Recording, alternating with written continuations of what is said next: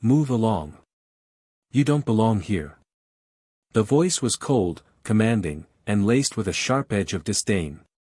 The woman, standing quietly on the sidewalk of a bustling suburban street, looked up from her phone, startled. She had been minding her own business, enjoying a rare moment of solitude. But now, she was face to face with an officer of the law whose tone made it clear he didn't see her as equal, or even human. "Excuse me," she replied, trying to maintain her composure, though her heart pounded with unease. The officer stepped closer, his hand hovering near his holstered weapon. He towered over her, his uniform pristine, his badge gleaming in the sunlight. The smug look on his face sent a clear message: he had the power, and she was nothing in his eyes. "You heard me," he sneered. "This isn't the place for people like you. Leave before I make you." Her chest tightened as the words sank in. She could feel the eyes of passers-by darting toward them, some watching with curiosity, others quickly turning away. No one intervened. No one asked questions. It was as if they were silently complicit, accepting this display of authority without a second thought. "Officer," she began, keeping her voice measured despite the storm of anger building inside her. "I'm not doing anything wrong. I have every right to be here." The man laughed, a short, cruel bark. "Rights? Don't lecture me about your rights.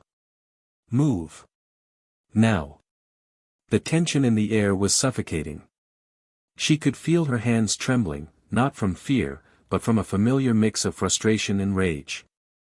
How many times had she heard of encounters like this? How many lives had been ruined by men who saw themselves as enforcers of more than just the law?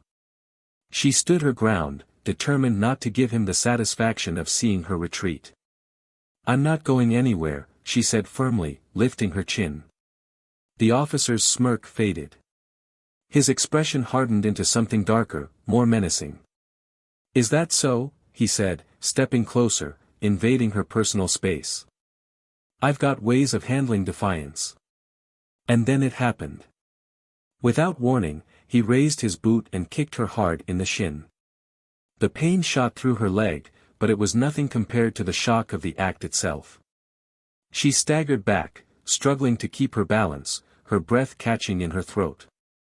Gasps rippled through the small crowd that had gathered, but still, no one moved to help her. The officer crossed his arms, standing over her with a look of twisted satisfaction. "Let that be a lesson," he said coldly. "People like you need to learn their place." For a moment, the world seemed to stop. The humiliation, the injustice, the sheer audacity of what he had done, it was almost too much to process.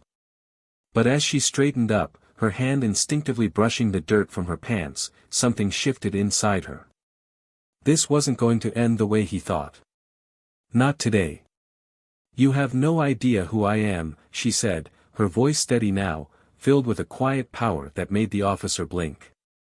He scoffed, but there was a flicker of uncertainty in his eyes. "I don't need to know who you are," he said, though his bravado sounded weaker now. "You're just another nobody." She took a step closer, forcing him to look directly into her eyes. "Oh, you'll remember me. Trust me on that." What happened next would send shockwaves through the entire city.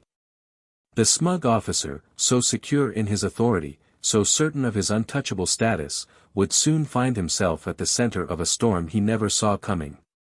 And as the truth of who she was began to unravel, the tables would turn in a way no one could have predicted. How could someone with so much power and influence be treated like a second-class citizen in broad daylight? And what would she do with the power she held to ensure justice was served? Stay until the end to see how this story of humiliation and revenge unfolds, and to witness the moment that left everyone speechless. At Plough of Twist, we stand firmly against all forms of racism and discrimination. To every black viewer watching this, we want you to know that your voice matters, your story matters, and we support you. This channel is a place for impactful storytelling and justice. Let's continue to push for a world of equality and respect. Now, get ready for an unforgettable story that will keep you on the edge of your seat. Don't forget to hit that subscribe button and join us for more powerful narratives. Enjoy the story. The air in the suburban neighborhood carried a distinct calm, the kind that came with manicured lawns, symmetrical driveways, and neatly lined sidewalks. It was the kind of place that seemed designed to ward off chaos, where homeowners sipped coffee on porches and children pedaled bikes without a care in the world. But beneath that tranquility, there were unspoken rules, boundaries invisible to some but glaringly obvious to others. For Naomi Bennett, this neighborhood wasn't unfamiliar.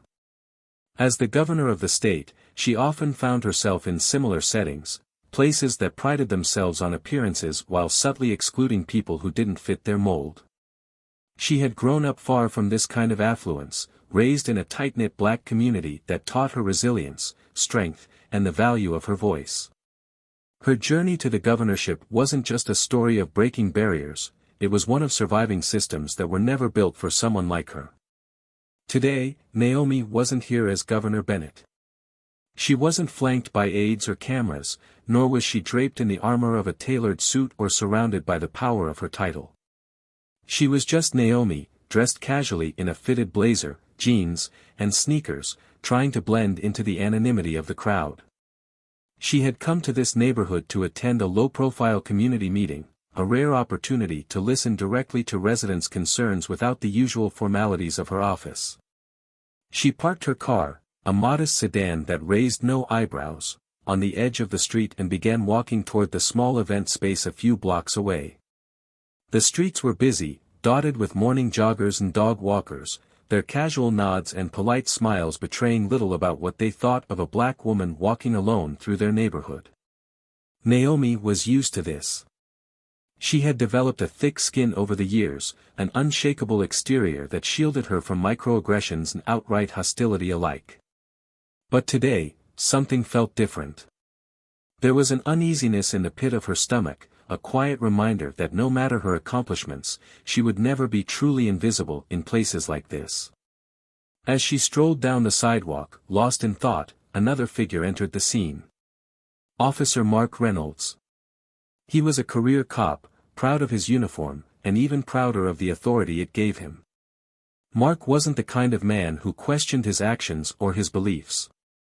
He had spent years patrolling neighborhoods just like this one, convinced that his role was to keep order, an order he defined in ways that often went unspoken but were deeply felt.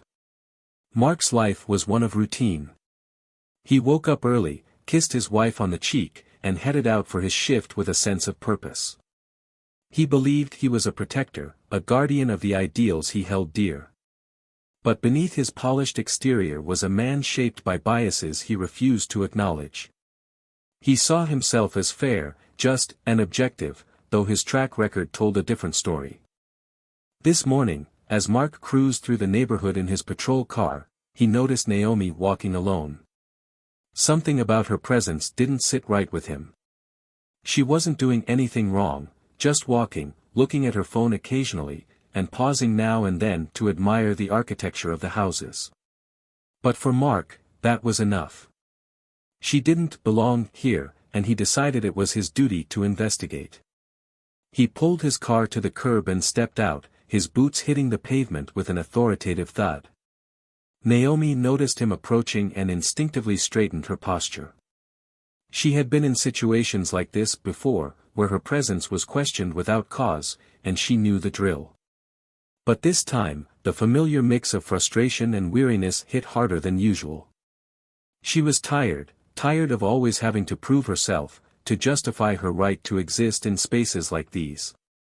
"Good morning, ma'am," Mark said, his voice clipped and formal. "Do you live around here?" Naomi raised an eyebrow, unsure if she should laugh at the absurdity of the question or bristle at its implications. "Is that relevant?" she asked, keeping her tone calm but firm. Mark's jaw tightened. He wasn't used to being questioned, especially not by someone he had already decided was in the wrong. "I'm asking the questions here," he said. "Do you have a reason to be in this neighborhood?" Naomi felt her patience thinning. "I wasn't aware I needed to justify walking down a public sidewalk," she replied. The tension between them was palpable, drawing the attention of a few nearby pedestrians who slowed their pace to watch. Mark's face darkened, his authority feeling challenged in a way that made his blood boil. He stepped closer, his hand resting on the belt that held his gun, taser, and other tools of control. "You need to move along," he said sharply. "People in this area don't take kindly to strangers loitering around." Naomi's breath hitched. Loitering?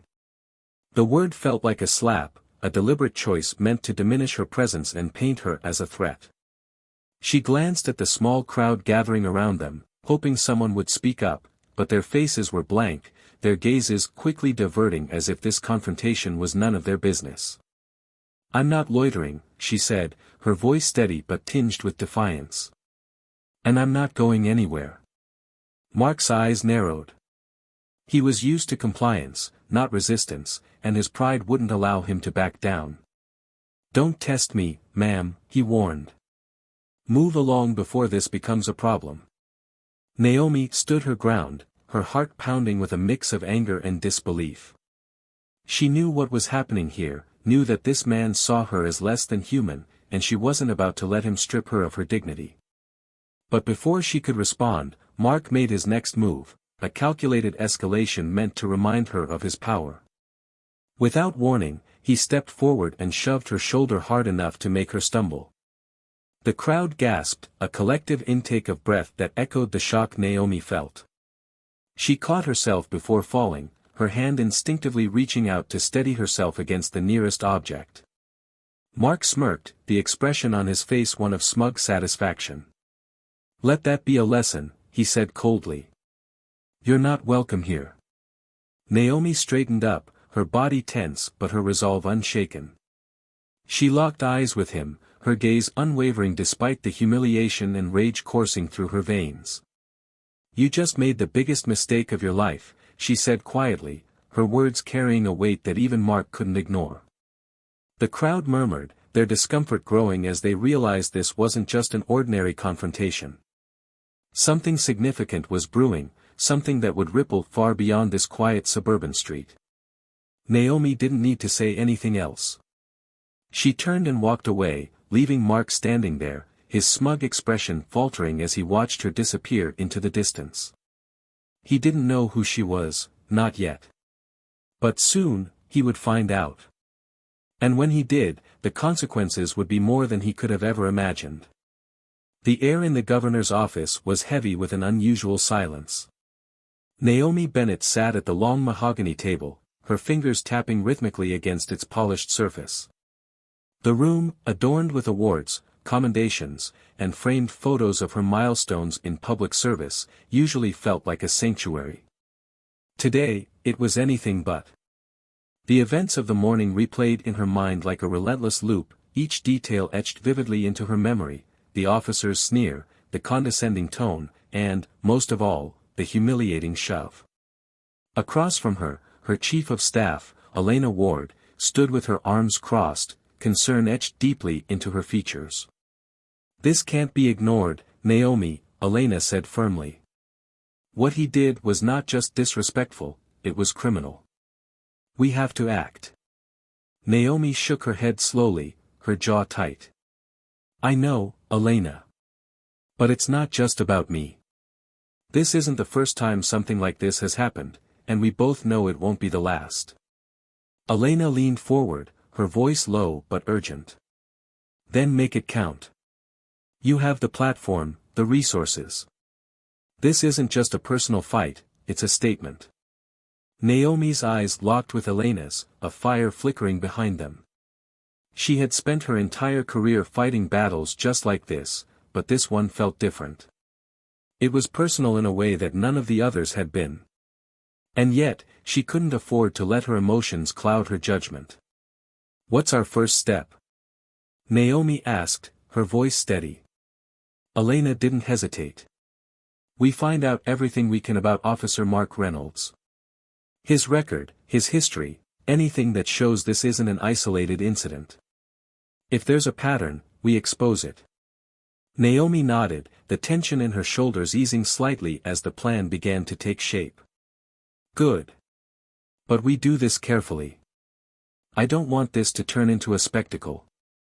Elena raised an eyebrow. Naomi, it's already a spectacle. People are talking. That crowd wasn't just standing there, they were filming. It's only a matter of time before this goes viral. Naomi exhaled sharply, a mix of frustration and resignation. She had always been aware of the scrutiny that came with her position, but the thought of her private humiliation becoming public made her stomach turn. Still, she knew Elena was right. The narrative was already out of her hands. Meanwhile, across town, Mark Reynolds was back at his precinct, recounting the morning's events to his colleagues with exaggerated bravado. She thought she could talk back to me, he said, leaning against his desk, a smug grin on his face. But I put her in her place real quick. A few of the other officers laughed, though some shifted uncomfortably in their seats. Not everyone in the precinct shared Mark's views, but the unspoken code of silence often kept dissent at bay. Did she do anything, though? One officer, Carlos Mendoza, finally asked, his tone cautious. I mean, was she actually breaking any laws? Mark rolled his eyes. She didn't need to. Her attitude was enough. Carlos frowned, clearly uncomfortable but unwilling to push further. Instead, he returned to his paperwork, leaving Mark to bask in his perceived victory. What Mark didn't know was that his actions were already unraveling behind the scenes. Later that evening, Naomi sat in her living room, her laptop open in front of her. She had decided to review the footage that was quickly gaining traction online. The video, filmed from multiple angles by bystanders, showed the encounter in stark detail. The comments below were a mix of outrage, disbelief, and, disturbingly, support for Mark's actions. Her phone buzzed beside her, interrupting her thoughts. It was Elena. You're going to want to see this, Elena said the moment Naomi picked up. What now? Naomi asked, her exhaustion evident. There's a press conference tomorrow morning, Elena replied. The police chief is holding it. It sounds like they're trying to get ahead of this. Naomi's brow furrowed. Get ahead of it how? Elena hesitated, her voice lowering. It's not clear, but I don't trust them to handle this fairly. They'll probably frame it as a misunderstanding or try to paint you as the aggressor. Naomi's grip on the phone tightened. Let them try, she said. But I won't be sitting on the sidelines. The next morning, the precinct's press conference unfolded exactly as Elena had predicted. The police chief stood at the podium, flanked by Mark and other officers, his tone measured but dismissive. This department is committed to serving all members of our community with respect and professionalism, the chief began. The incident involving Officer Reynolds is under review, but initial findings suggest no misconduct occurred. Naomi watched the live stream from her office, her hands clenched into fists.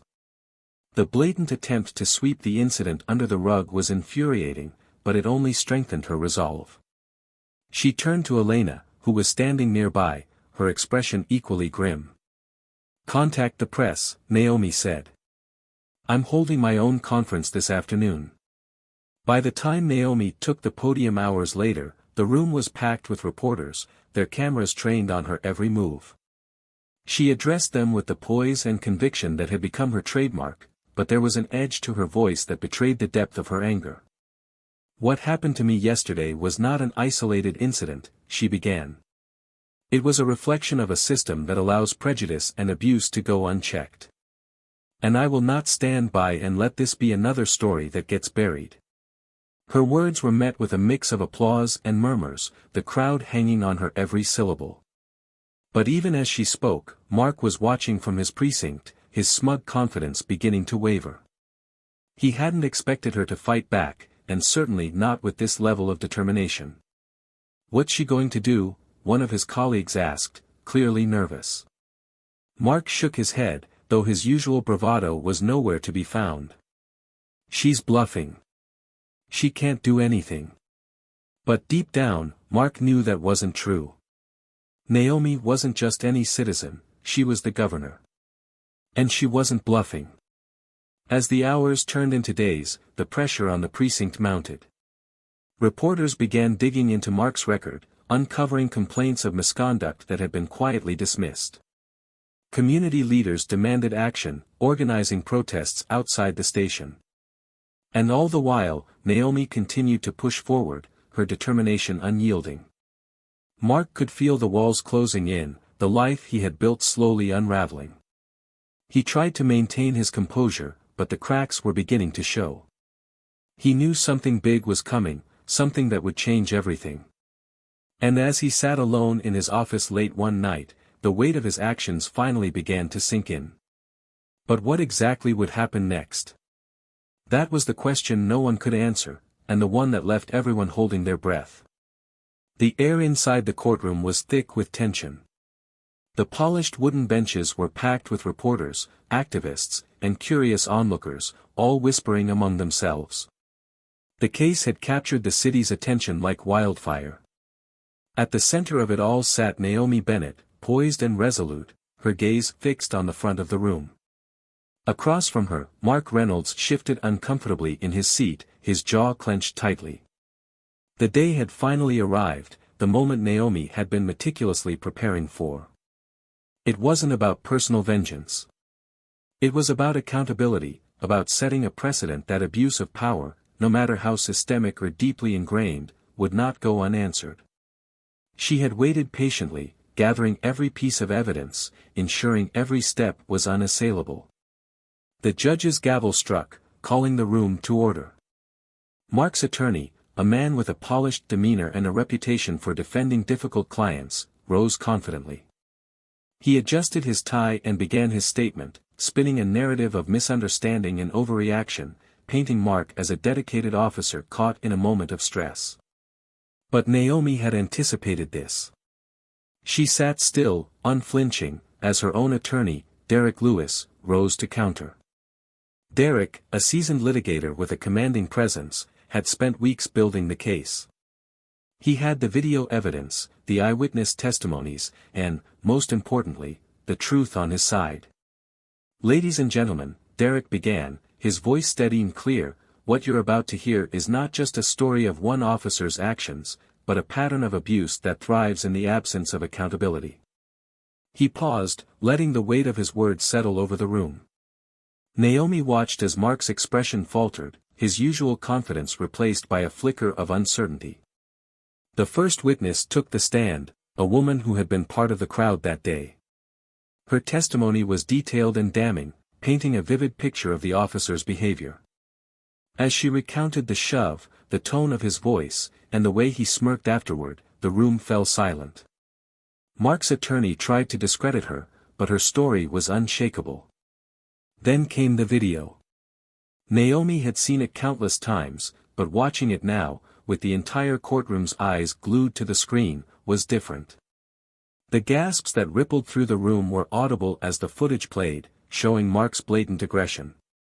His attorney shifted uncomfortably in his seat, sensing the tide turning against them. Finally, it was Naomi's turn to speak. She rose from her seat, her heart pounding but her expression calm. She approached the stand, swearing the oath before sitting down. The room seemed to hold its breath as she began. "Governor Bennett," Derek said, addressing her formally, "can you describe the events of that morning in your own words?" Naomi nodded, her voice steady despite the emotions swirling inside her. "I was walking to a community meeting," she began, her gaze moving across the room. "I wasn't doing anything out of the ordinary. But I was stopped, questioned, and eventually assaulted, because of how I looked. Because someone decided I didn't belong." Her words hung in the air, heavy with truth. She described the encounter in detail, her voice unwavering as she recounted the humiliation, the anger, and the determination that followed. She didn't embellish or dramatize. The facts were powerful enough. When Derek finished his questioning, Mark's attorney stood. He approached Naomi with a cautious smile, clearly aware of the delicate ground he was treading. "Governor Bennett," he began, "would you agree that law enforcement officers often face difficult situations, where decisions must be made quickly?" Naomi tilted her head slightly, her expression thoughtful. Yes, I would agree, she said. But this wasn't a difficult situation. This was a choice to use power to intimidate and demean.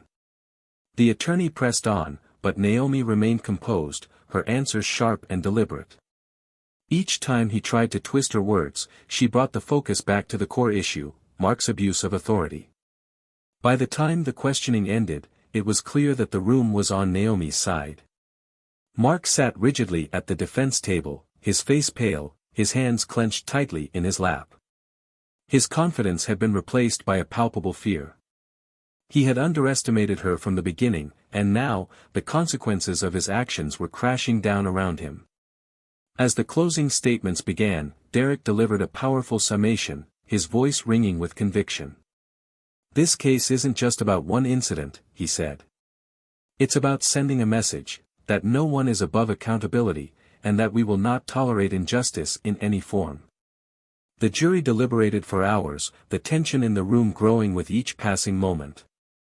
Naomi sat quietly, her hands clasped in her lap, her gaze distant. She wasn't thinking about the verdict, she was thinking about what came next. No matter the outcome, she knew her fight wasn't over. When the jury finally returned, the room fell silent. The foreperson stood, holding the slip of paper that contained their decision. Mark's attorney leaned forward, his jaw tight.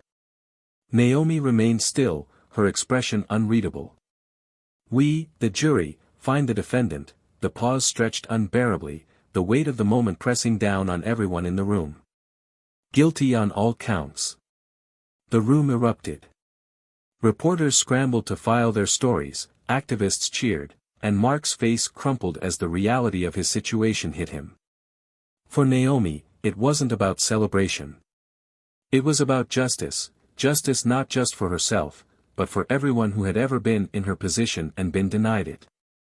As Mark was led away in handcuffs, Naomi watched him go, her expression calm but resolute. This was only the beginning. The system that allowed people like Mark to thrive was still in place, and she was determined to dismantle it piece by piece. The fight wasn't over.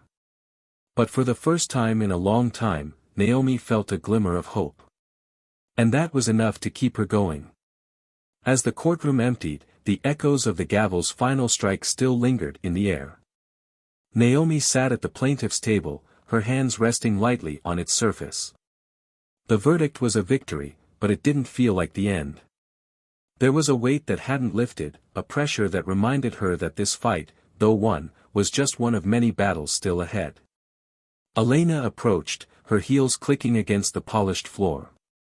You did it, she said softly, a hint of pride breaking through her usual stoic demeanor. Naomi looked up, a faint smile tugging at the corners of her mouth. We did it, she corrected. But I'm not naive enough to think this is over. Elena nodded, pulling out her phone as it buzzed with a flood of notifications. The media's eating it up. Headlines everywhere. Governor Bennett holds law enforcement accountable. This is going to spark conversations, real ones. Naomi's expression softened, but her voice remained steady. Conversations aren't enough, Elena. If we stop here, it's just noise. I need to make sure this leads to something tangible. Elena glanced over her shoulder toward the defense table. Mark Reynolds was still there, slouched in his chair, his face ashen.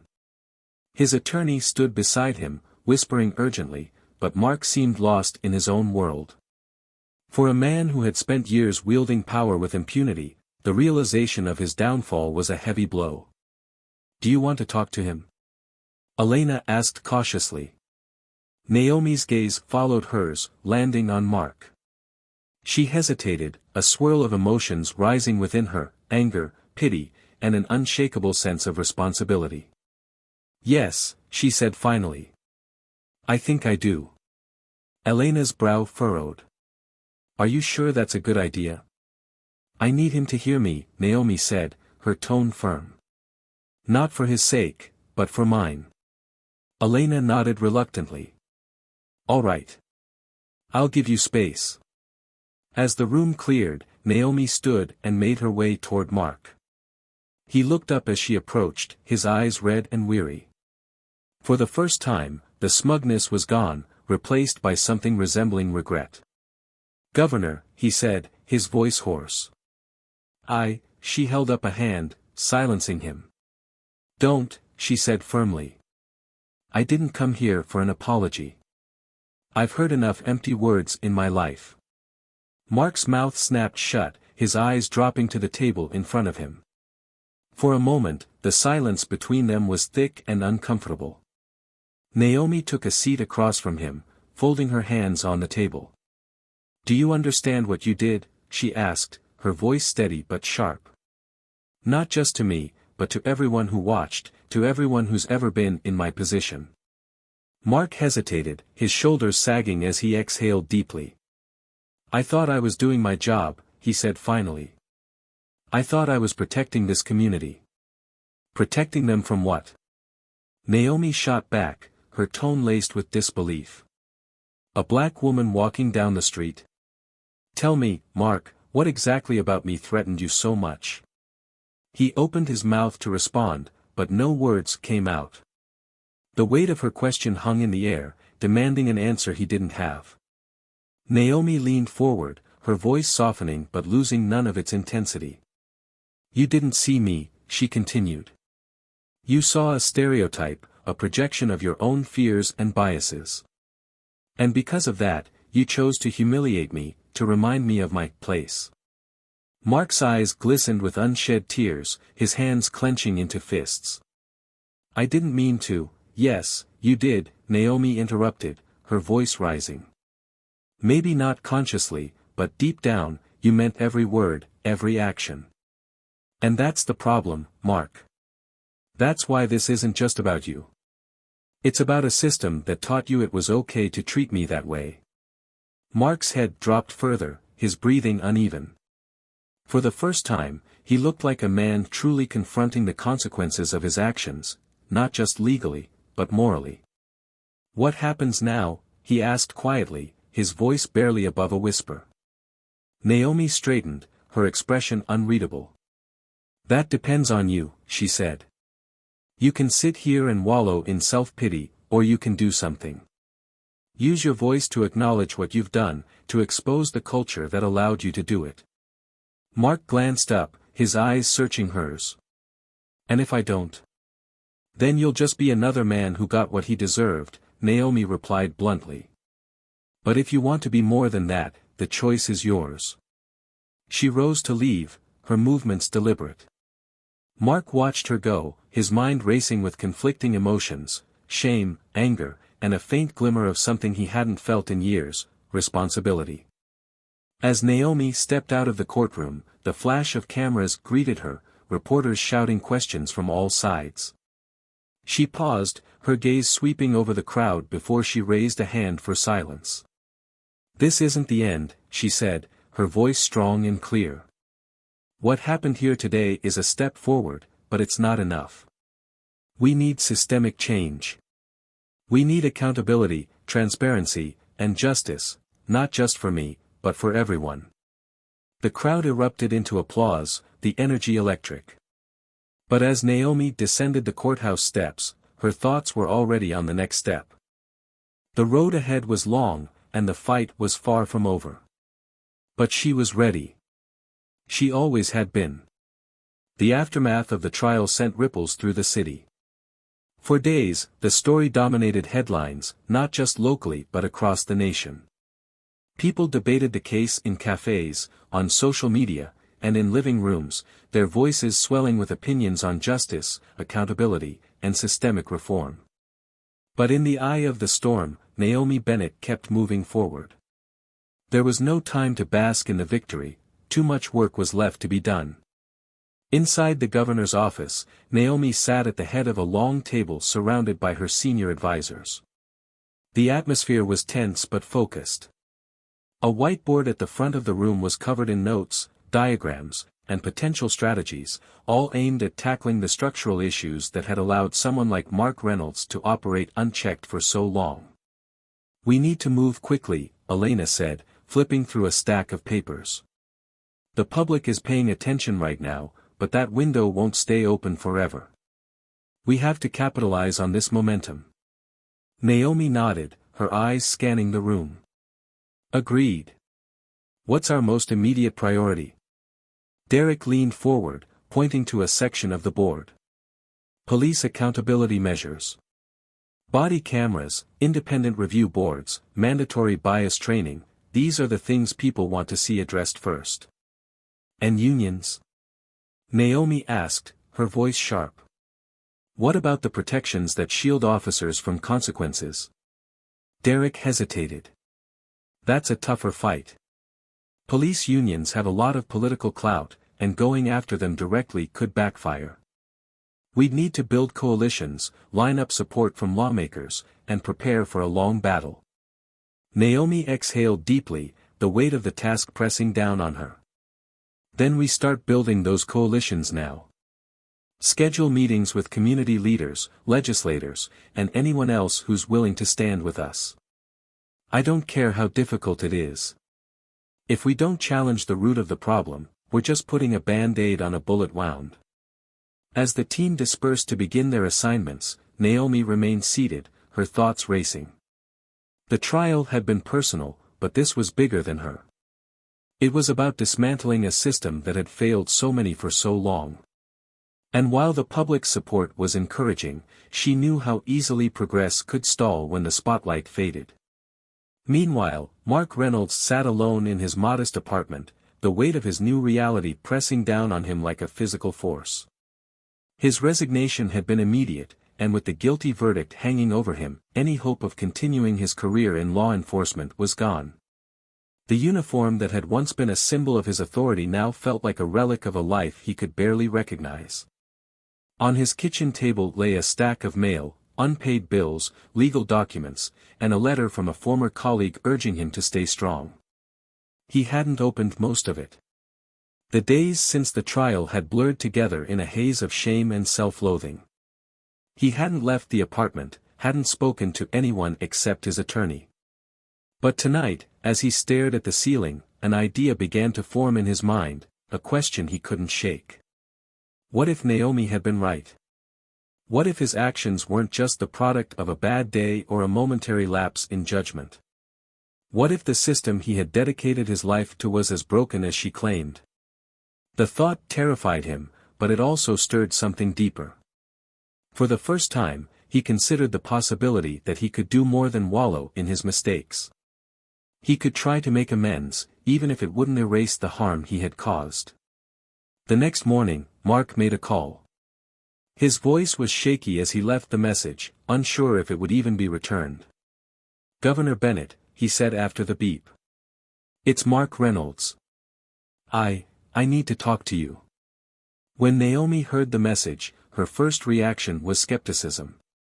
She played it back twice, trying to decipher his intentions. Was this another attempt to save face? A ploy to manipulate public opinion? Or was there something genuine beneath the surface? Elena raised an eyebrow when Naomi told her. "You're not seriously considering meeting with him, are you?" "I am," Naomi replied simply. "Why?" Elena pressed. "He's had every opportunity to do the right thing, and he didn't." "Why now?" Naomi leaned back in her chair, her gaze distant. "Because if there's even a chance that he's ready to confront the truth, I have to take it. Change doesn't happen without people like him acknowledging their role in the problem." The meeting was set for later that week, in a neutral location away from the press. Naomi arrived first, her security detail standing by at a discreet distance. She chose a small, unassuming conference room in a community center, a stark contrast to the grandeur of her office or the courthouse. When Mark walked in, he looked different. Gone was the polished uniform, replaced by a simple button-down shirt and jeans. He carried himself with a hesitancy that Naomi had never seen before, as if he wasn't sure he belonged in the same room as her. "Governor," he said quietly, nodding as he took a seat across from her. "Mark," Naomi replied, her tone neutral. "Why are we here?" Mark clasped his hands together, his eyes fixed on the table.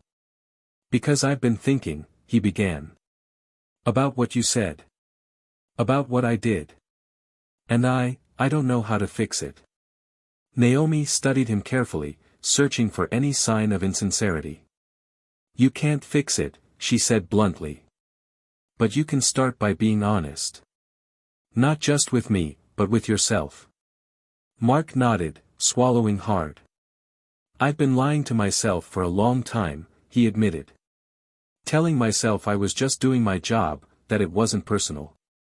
But the truth is, I let my biases dictate how I treated people. And I hurt you because of it. Naomi's expression softened slightly, though her voice remained firm. Acknowledging it is a start. But words alone won't change anything. I know, Mark said quickly. That's why I want to help. I want to tell my story, to speak out about what's wrong with the system. Maybe if people hear it from me, they'll listen. Naomi leaned forward, her gaze piercing. Do you understand what that means?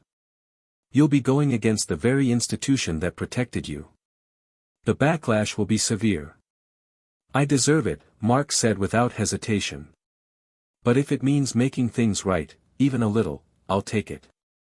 For the first time since the trial, Naomi felt a flicker of hope, not for Mark, but for the possibility that change could come from the most unexpected places. She nodded slowly. All right, she said. Let's get to work. As the meeting ended, the weight in the room seemed to shift. Mark left with a new sense of purpose, while Naomi returned to her office, more determined than ever to keep pushing forward. The fight was far from over, but for the first time, she felt like she wasn't fighting it alone. The collaboration between Naomi Bennett and Mark Reynolds began with skepticism and cautious steps. Naomi was meticulous, ensuring that every move they made together served the larger cause and wasn't just a platform for Mark to salvage his reputation. Mark, for his part, approached the process with a mix of anxiety and determination, knowing that the path he was about to take would alienate him from his former colleagues and the system he had once upheld so fiercely. Their first meeting with the media was a carefully orchestrated event. A modest press room had been set up, and only a select group of reporters were invited. Naomi wanted the focus to remain on the issue, not on the spectacle of a disgraced officer attempting redemption. Mark sat at the edge of the stage, his hands gripping the edges of the chair so tightly his knuckles turned white. Naomi, seated beside him, leaned in slightly. You ready? She asked, her voice low but firm. Mark swallowed hard, nodding. As ready as I'll ever be. Naomi turned her attention to the room, her expression unreadable as the cameras clicked and reporters prepared their notes. Thank you all for being here, she began, her voice steady and commanding. What you're about to hear is not an easy story. But it's a necessary one. She gestured toward Mark, who shifted uncomfortably before leaning into the microphone. The room fell silent, the tension palpable. My name is Mark Reynolds, he started, his voice shaky but growing stronger with each word. For years, I served as a police officer in this city. I believed I was doing my job, protecting the community, upholding the law. But the truth is, I was part of the problem. A murmur rippled through the crowd, but Mark continued, his gaze fixed on the table in front of him. I let my biases guide my actions. I treated people unfairly, made assumptions based on their appearance. And because of that, I hurt people who deserved respect, not prejudice. He paused, his throat tightening. Naomi placed a hand on his arm briefly, a silent gesture of support. What happened with Governor Bennett was a turning point, Mark went on, his voice breaking slightly. I saw the harm I'd caused, not just to her, but to the trust and dignity of the people I swore to serve. And I realized I couldn't stay silent anymore. One of the reporters raised a hand. Mr. Reynolds, what do you say to those who think this is just an attempt to save your reputation? Mark looked up, meeting the reporter's gaze directly. I don't blame them, he admitted. If I were in their shoes, I'd probably think the same thing. But this isn't about me. It's about acknowledging the truth and doing whatever I can to make things right, even if it's just a small step. Naomi leaned forward, her voice cutting through the tension. This isn't about redemption. It's about accountability. And if we want real change, we need to have these conversations, no matter how uncomfortable they are. The press conference ended with mixed reactions. Some reporters praised Mark's courage, while others questioned his motives. Online, the reactions were equally divided. While many applauded his willingness to speak out, others accused him of trying to shift the blame from himself to the system. In the days that followed, Naomi and Mark began a series of community meetings, speaking directly to residents, activists, and even former officers who were grappling with similar questions of accountability. These gatherings were raw and emotional, filled with difficult questions and heartfelt confessions. At one such meeting, a young man in the crowd stood up, his voice shaking with anger. "Why should we trust you?" he demanded, his eyes fixed on Mark. "You spent years tearing people down. Now you want us to believe you've changed? That you're one of the good guys?" Mark stood, his hands trembling as he gripped the back of his chair. "I don't expect you to trust me," he said honestly. "I know I don't deserve it. But I'm not here asking for forgiveness. I'm here because I want to help change the system that allowed me to do what I did." The young man crossed his arms, his expression still skeptical. Naomi stepped in, her voice calm but firm. "Trust isn't given freely, it's earned. And Mark knows that. But if we dismiss every person who tries to own their mistakes, we lose opportunities to make progress." The man sat down, his posture still tense, but his expression softened slightly. The room was quiet for a moment before an older woman spoke up, her voice steady. "I don't know if I can ever forgive what happened to my son," she said, her eyes glistening with unshed tears. "But I appreciate the fact that you're here, trying to face it." After the meeting, Mark sat alone in a corner of the room, his head in his hands. Naomi approached, her arms crossed as she leaned against the wall beside him. "Harder than you thought?" she asked, her tone neither harsh nor sympathetic. Mark nodded, his voice barely above a whisper.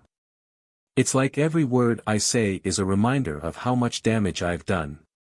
Naomi sighed, her gaze distant. "That's the weight you have to carry if you're serious about this. It's not supposed to be easy." He looked up at her, his expression raw. "Do you think it'll ever be enough?" She hesitated, then shook her head. "Probably not.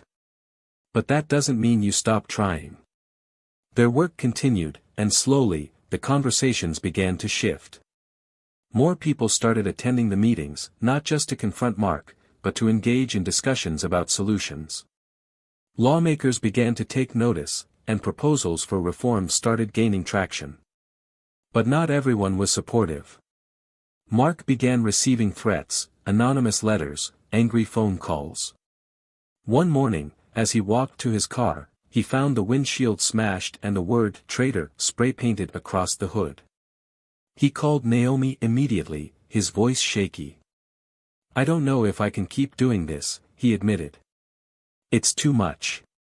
Naomi's voice was steady on the other end of the line. "If you quit now, they win. Every person who wants to keep things the way they are gets exactly what they want." Mark took a deep breath, her words sinking in. "I'll fix the car and be at the next meeting," he said finally. Naomi smiled faintly, her respect for his resilience growing. "Good. I'll see you there." As the weeks turned into months, the momentum continued to build. The legislation Naomi had pushed for began to make its way through the State House, and public support was overwhelming.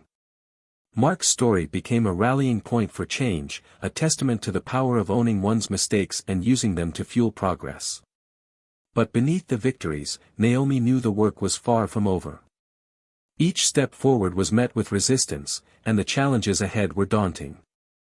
Still, as she looked around at the growing coalition of people fighting for justice, she felt something she hadn't felt in a long time: hope.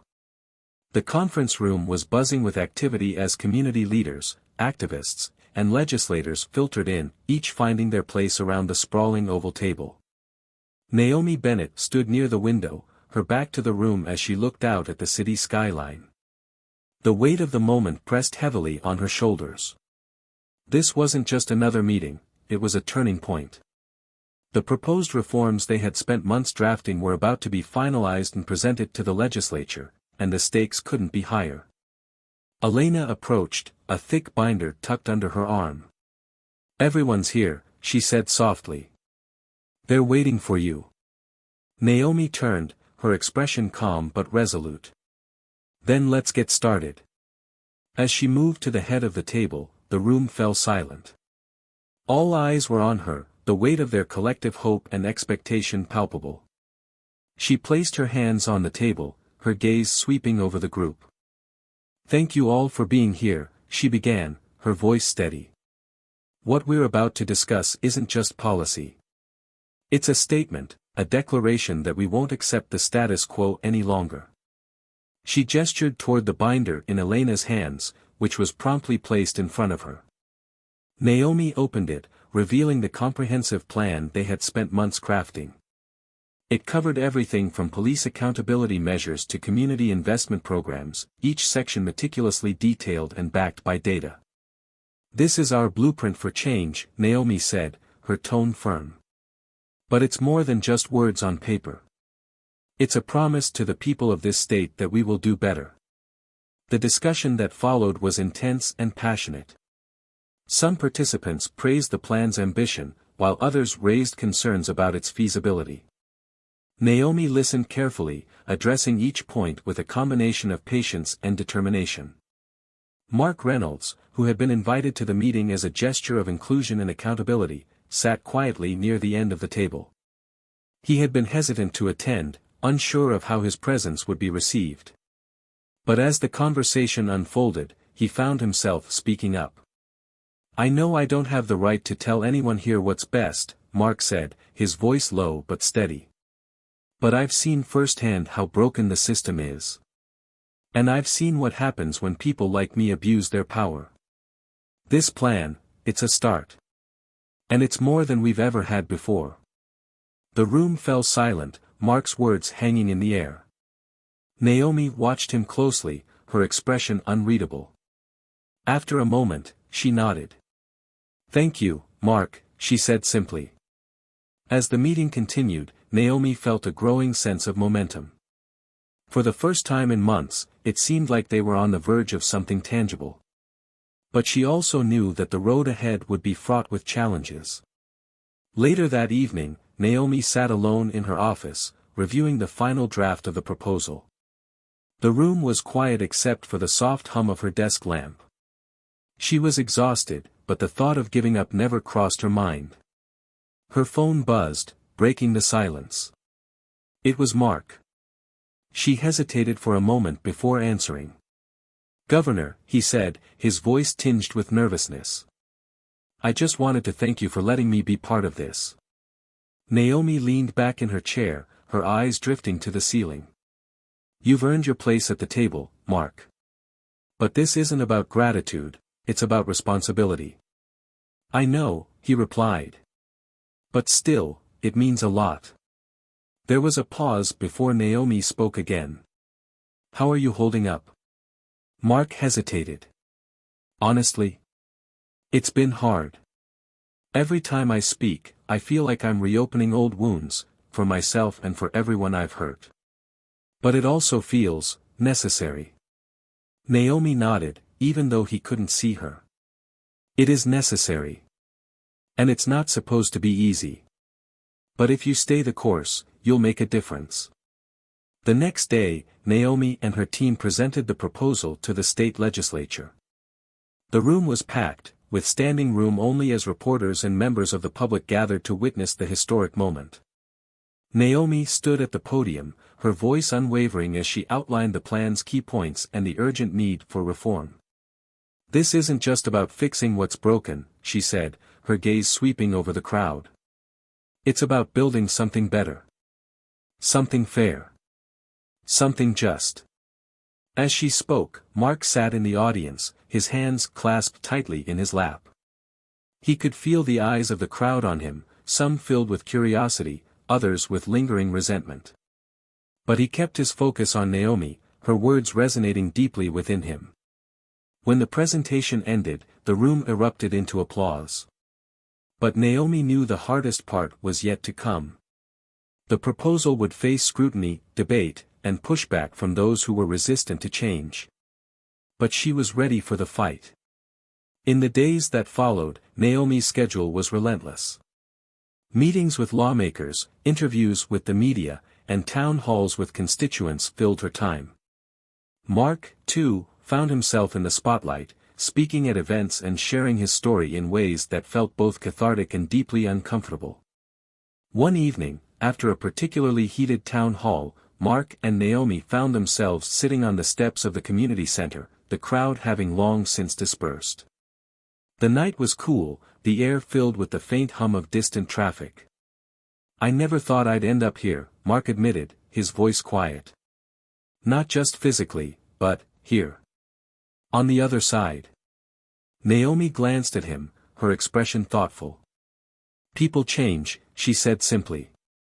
"But change isn't enough. It has to lead to something." Mark nodded, his gaze distant. "I want it to mean something. I just don't know if it ever will."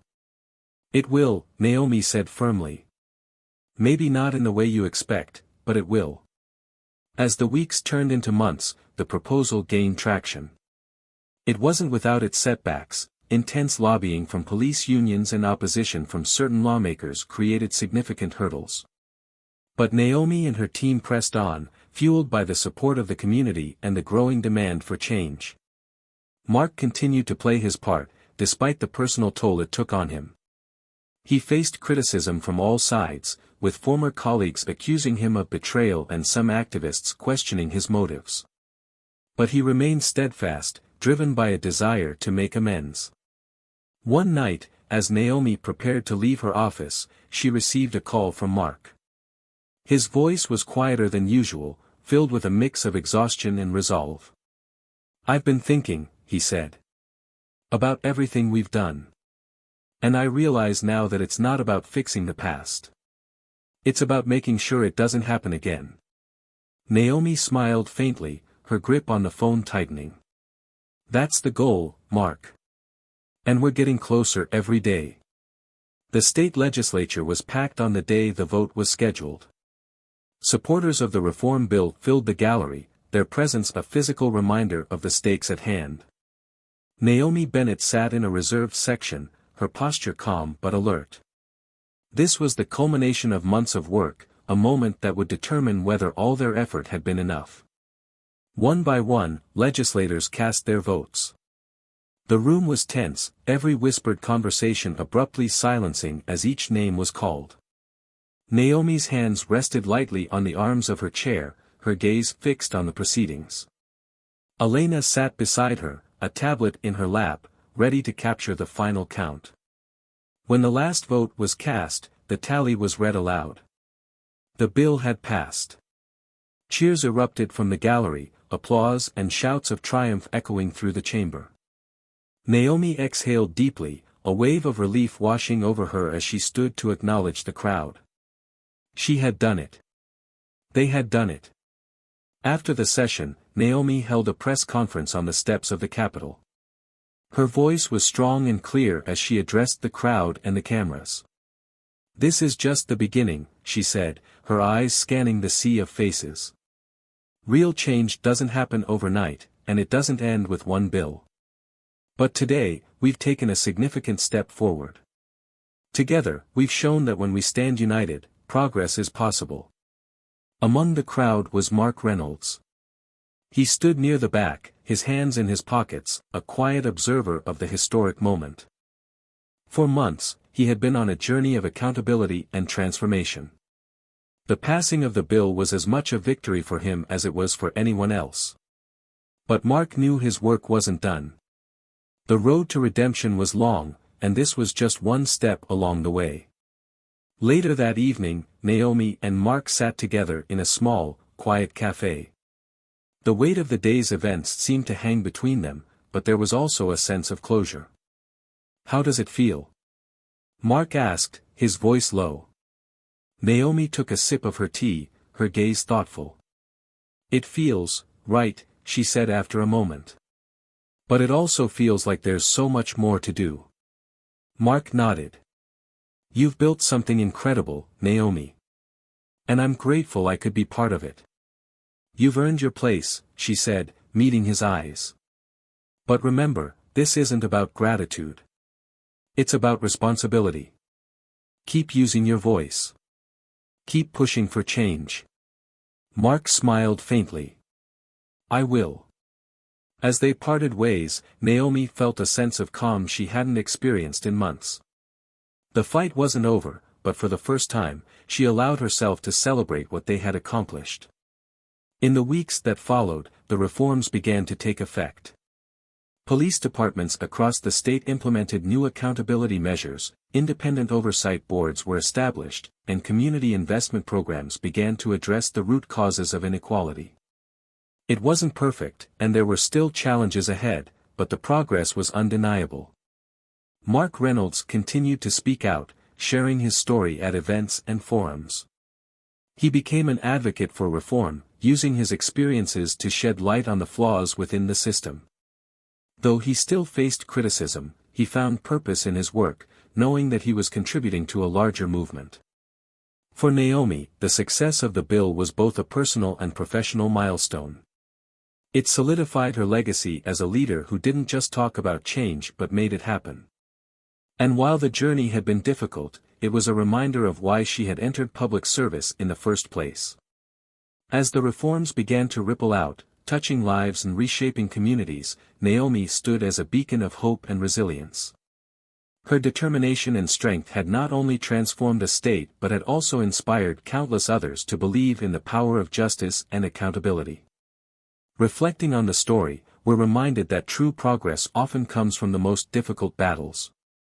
Naomi Bennett's fight for justice wasn't just about one moment or one person, it was about challenging an entire system and refusing to accept complacency. And Mark Reynolds' journey shows us that accountability, while painful, is essential for growth and change. What did you think of their story? Did it inspire you? Did it make you reflect on the importance of standing up for what's right, even when it's hard? Let us know your thoughts in the comments. Your voice matters, just like Naomi's and Mark's did. If you enjoyed this story, don't forget to hit the subscribe button and join us here on Tales of Twist for more stories of transformation, justice, and unexpected turns. Thanks for watching, and we'll see you next time.